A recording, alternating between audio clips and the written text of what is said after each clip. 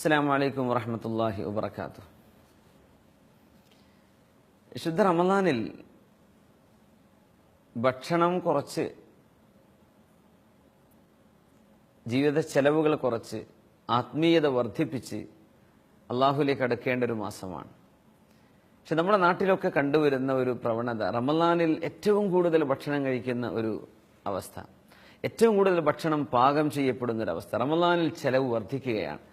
പ്രത്യേകിച്ച് പ്രവാസികളൊക്കെ നാട്ടിലേക്ക് പൈസ അയച്ചു കൊടുക്കുമ്പോൾ റമളാനിൽ പ്രത്യേകമായ ഒരു അലവൻസ്, ഒരു ഏറെ അയച്ചു കൊടുത്തേ പറ്റൂ. സത്യത്തിൽ നേരെ മറിച്ചാണ് വേണ്ടത്.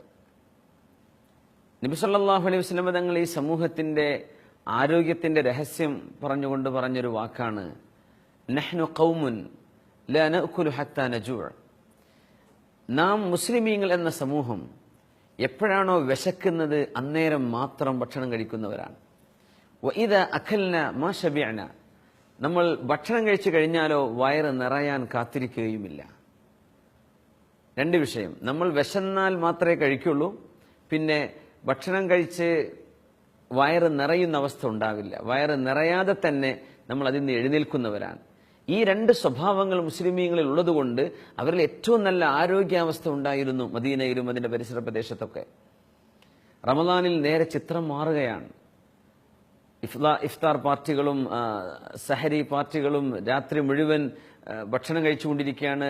എണ്ണ പലഹാരങ്ങളും നെയ്യും ശരീരത്തിന് ആവശ്യമില്ലാത്ത കൊഴുപ്പുകളൊക്കെ ഒരുപാട് നമ്മൾ കഴിച്ച് റമളാനിന്റെ ആ ലക്ഷീകരിക്കപ്പെട്ട വസ്തുതയിൽ നിന്ന് ഒരുപാട് നമ്മൾ അകന്നു പോവാണ്.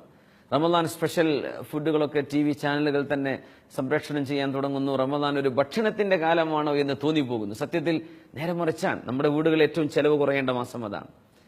നമ്മൾ ഭക്ഷണത്തിന്റെ അളവ് ഏറ്റവും കുറയേണ്ട മാസം അതാണ്. നമ്മളിനി ഇഫ്താർ പാർട്ടികൾ സംഘടിപ്പിച്ചാൽ പോലും ഇപ്പൊ റമളാനിലൊക്കെ ആരാണ് ഇത്രയും കൂടുതൽ വാരി വരിച്ച് തിന്നാൻ കഴിയുന്നത്? കഴിഞ്ഞാൽ തന്നെ പാടുള്ളതല്ലല്ലോ. അത് ആരോഗ്യത്തിന് തന്നെ ഹാനികരമാണ്. നമ്മൾ ഒരു ദിവസം മുഴുവൻ ഓൾമോസ്റ്റ് 10 to 12 hours നമ്മൾ ഫാസ്റ്റിംഗ് കഴിഞ്ഞതിന്റെ ശേഷം നമ്മൾ ഒരുമിച്ച് ഭക്ഷണം കഴിഞ്ഞത് എത്ര ഹാനികരമാണ് ശരീരത്തിന്. നബി തിരുമേനി സല്ലല്ലാഹു അലൈഹി വസല്ലം റമളാൻ അല്ലാത്ത സമയത്ത് തന്നെ നമ്മുടെ ഒരു ഡയറ്റ് സിസ്റ്റം പറഞ്ഞു തന്നിട്ടുണ്ട്. ഇന്ന് ഡോക്ടർമാരൊക്കെ ശരീരം നിയന്ത്രിക്കാനൊക്കെ നമുക്ക് ഡയറ്റ് കൺട്രോൾ പറയാറുണ്ട്, ഭക്ഷണം നിയന്ത്രിക്കുന്നത്. അതിൽ ഏറ്റവും മനോഹരമായ നിയന്ത്രണം പഠിപ്പിച്ചു തന്നത് മുത്തുനബി മുഹമ്മദ് മുസ്തഫ സല്ലല്ലാഹു അലൈഹി വസല്ലം നമ്മുടെ തിരുനബിയല്ലേ. നബി തങ്ങൾ എന്ത് പറഞ്ഞു? ബിഹസ്ബി ബിനി ആദം ലുഖൈമാതുൻ യുഖിംന സുൽബ. ആദം സന്തതിക്ക് എന്ന് പറഞ്ഞ മനുഷ്യന് അവന്റെ നട്ടെല്ല് നിവർത്തി നിർത്താൻ പറ്റുന്ന തരത്തിൽ ഒരൽപ്പം ഏതാനും ഉരുള ഭക്ഷണം മതി. ഇൻകാന ലാ ബുദ്ദ ഫാഇലൻ, ഇനി അവന് കുറച്ച് ഭക്ഷണം അതിലും കൂടുതൽ കഴിച്ചേ പറ്റൂ എങ്കിൽ ഫസുലുസുൽ ലിതുആമിഹി വസുലുസുൽ ലിശറാബിഹി വസുലുസുൽ ലിനഫസിഹി. ഇസ്ലാമിന്റെ വൈദ്യശാസ്ത്രത്തിന്റെ അടിസ്ഥാനം ഈ ഹദീസാണെന്നാ പറയാം.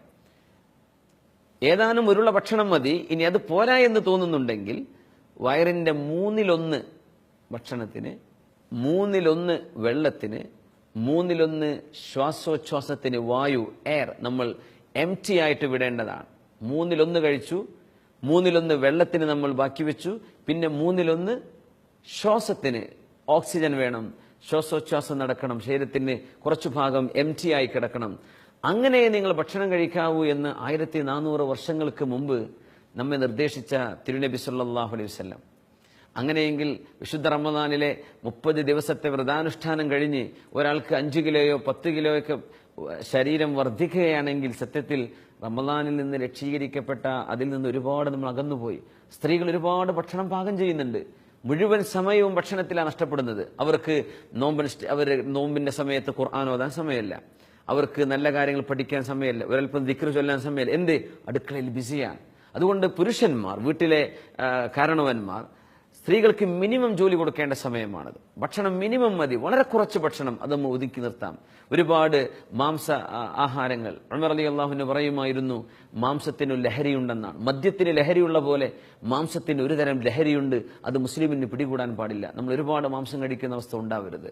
അപ്പോ കേരളത്തിന്റെ വിവിധ ഭാഗങ്ങളിൽ മുസ്ലിമീങ്ങൾ പ്രത്യേകിച്ച് തിങ്ങി താമസിക്കുന്ന മേഖലകളിലൊക്കെ ഒരുപാട് ഭക്ഷണത്തിന് വില വർദ്ധിക്കുന്നുണ്ട്, ചെലവ് വർദ്ധിക്കുന്നുണ്ട്, ഒരുപാട് പൈസ വേസ്റ്റ് ആവുന്നുണ്ട്. ഭക്ഷണം ഒരുപാട് വിളമ്പി കൂട്ടുകയാണ് പെണ്ണുങ്ങൾ. ഇത് കഴിക്കാൻ പറ്റുമോ?